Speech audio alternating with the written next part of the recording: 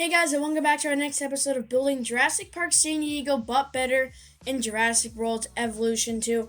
In today's episode, we're going to be building our Stegosaurus and Triceratops habitat, two iconic dinosaurs from the SEMA series. We have the Triceratops, iconic, Stegosaurus, iconic, and the dumbest dinosaur to ever be discovered. But anyway, let's get started on building our habitats. Before we jump into fencing and enclosure, I just want to mention what I did off camera.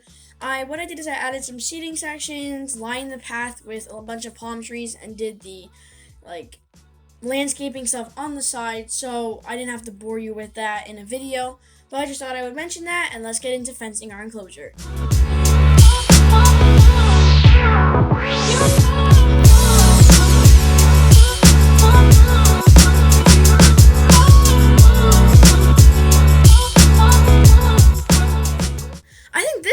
Is going to look really nice for our Triceratops.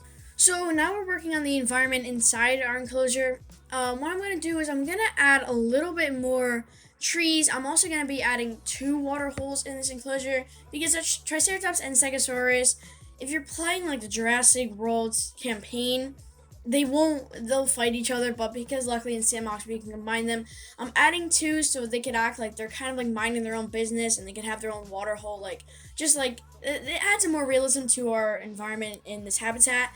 And so I also added a lot more like greenery and vegetation in the habitat because, they're herbivores. They have to eat more plants, obviously. So I'm gonna add more than like the carnivores because obviously I have like the food requirements turned off, but realistically they should have more vegetation than the carnivores because they are indeed herbivores. Last but not least, let's see if our Triceratops and Stegosaurus like their new habitat. If you enjoyed this episode, leave a comment down below, leave a like on the video, and smash the subscribe button if you haven't already. We are nearing the end of this build, and spoiler alert, all we have left to do is one more regular enclosure in the front part, a special surprise that I'm going to use for the stadium part. It's going to be 2 in 1.